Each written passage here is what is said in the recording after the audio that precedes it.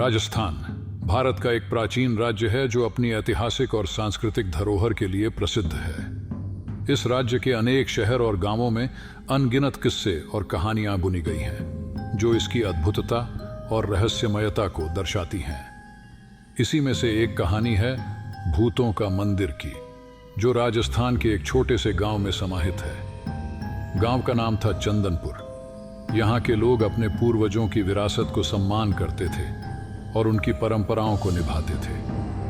चंदनपुर में एक प्राचीन मंदिर था जो किसी भी यात्री की निगाहों को अपनी ओर आकर्षित करता था। लेकिन इस मंदिर के बारे में अनेक रहस्यमय कथाएं थीं जो गांव के लोगों के बीच बड़ी चर्चा का विषय बनती थी। एक बार की बात है, एक युवक नामक हर्ष चंदनपुर गांव में आया।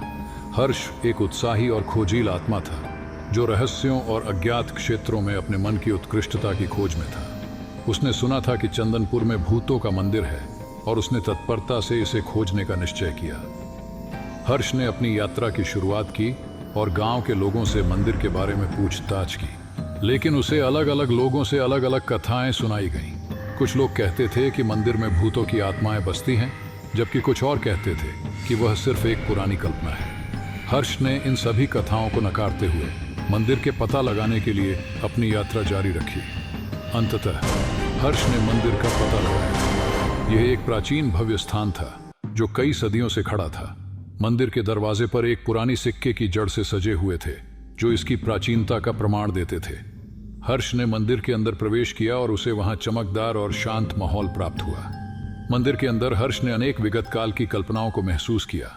उसने दीवारों पर लिखे हुए विचित्र चित्रों को ध्यान से देखा जो बताते थे कि इस मंदिर का इतिहास किस प्रकार से गहरे रहस्यों से भरा है। धीरे धीरे हर्ष को अपनी यात्रा का अंजाम पता चला। एक पुरानी पुस्तक के एक छुपे हुए कोने में हर्ष ने एक विशेष लेख पाया। इसमें लिखा था कि यह मंदिर प्राचीन समय में एक विशेष साधु द्वारा बनाया गया था जिसने अपने आध्यात्मिक ज्ञान का विस्तार किया था। इसके साथ ही वह अपने आध्यात्मिक साधना के दौरान अत्यंत उच्च स्तर की ध्यान का अनुभव किया था। मंदिर में चलते समय हर्ष ने एक छुपे हुए कमरे में एक बड़े साधु की मूर्ति पाई। उसके पास एक विशाल ग्रंथ रखा हुआ था जिसमें विभिन्न आध्यात्मिक विचार और मार्गदर्शन लिखे गए थे। हर्ष ने उस ग्रंथ को पढ़ा और अपनी आत्मा को आत्मा के अंदर की खोज में लिपट गया। इस अनुभव के बाद हर्ष को एक नई दृष्टि प्राप्त हुई।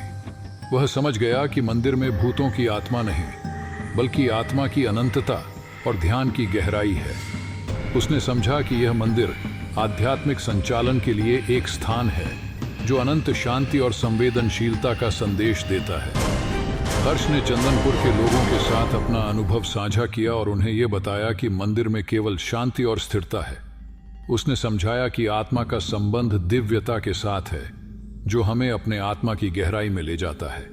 इस प्रकार भूतों का मंदिर नामक ये रहस्यमय स्थान न केवल एक ऐतिहासिक और सांस्कृतिक धरोहर है बल्कि एक आध्यात्मिक केंद्र भी है जो हमें अपनी आत्मा के साथ जुड़ने की ओर उत्तेजित करता है।